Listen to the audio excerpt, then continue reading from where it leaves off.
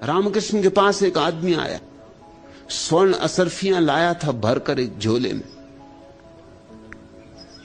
और आके उसने रामकृष्ण के चरणों में चढ़ा दी झोली और कहा कि ले, ये 1000 स्वर्ण असरफियां हैं। कहना नहीं भूला 1000 जरा जोर से ही कहा, आसपास बैठे सब लोगों को सुनाई भी पड़ जाए। 1000 स्वर्ण असरफियां उन दिनों बहुत बड़ी बात थी। रामकृष्ण ने कहा 1000 हो कि 10,000।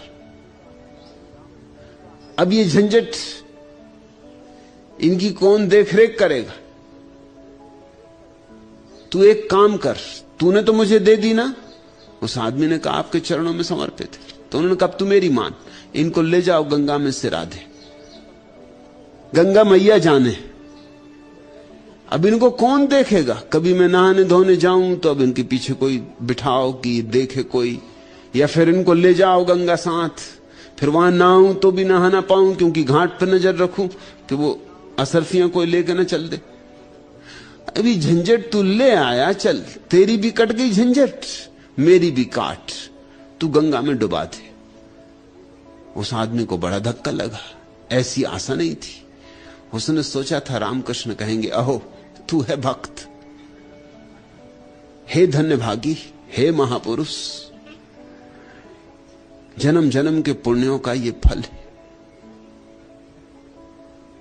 तू ही धन्य नहीं हुआ, तेरे पितर भी धन्य हो गए। इसी को त्याग कहते हैं, इसी की महिमा शास्त्रों में गाई है। ये तो कुछ कहा नहीं, पीठ भी न ठोंकी, सिर पे हाथ रख के धन्यवाद भी न दिया, उल्टे कुछ नाराज मालूम हुए।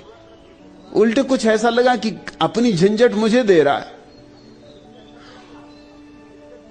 मेरी भी झंझट काट भैया, तू जाके इनको गंगा में सिरा दे।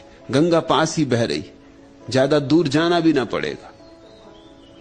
बड़े बेमन से उस आदमी ने अपनी झोली उठाई, चला गंगा की तरफ। नहीं भी नहीं कह सकता, जब दे ही चुके तो अब तुम कौन हो कहने वाले। कई बार तो मन में आया कि भाग जाए, बीच से कौन रामकृष्ण पीछे आ रहे हैं, मगर डरा भी। लोग महात्माओं से डरते भी बहुत है कि पता नहीं कोई अभिशाप वगैरह दे दें, और देखते तो रहे ही होंगे, हालांकि दिखाई नहीं पड़ रहा हूं उन्हें, मगर अंतर्दृष्टि महात्माओं की तो खुली होती, तीसरा तक चक्षु देख रहे होंगे और पढ़ रहे होंगे मेरा विचार भी। ठीक नहीं, अब झंझट में, अब जो हो गया हो गया, भूल हो गई, अब निपटा दो। मगर बड़ी देर हो गई, वो आदमी लौटा नहीं। तो रामकृष्ण ने कहा कि भाई बड़ी देर लग गई, वो आदमी कहां है, अभी तक लौटा नहीं। चले देखने उस आदमी को। वो आदमी क्या कर रहा था मालूम?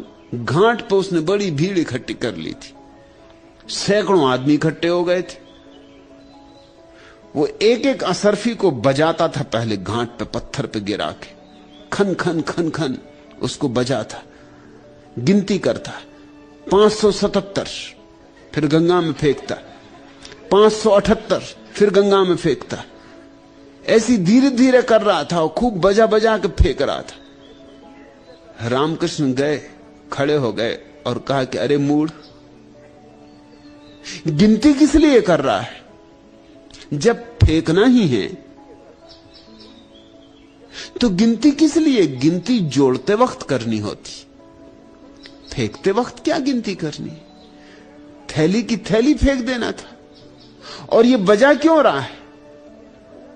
ये बजा बजाने के लेते समय तो ठीक, क्योंकि कहीं कोई धोखा ना दे रहा हो, कोई नकली सिक्के ना पकड़ा रहा हो। लेकिन गंगा में फेंकते वक्त गंगा को कोई फिक्र नहीं है कि नकली है कि असली तेरा धन।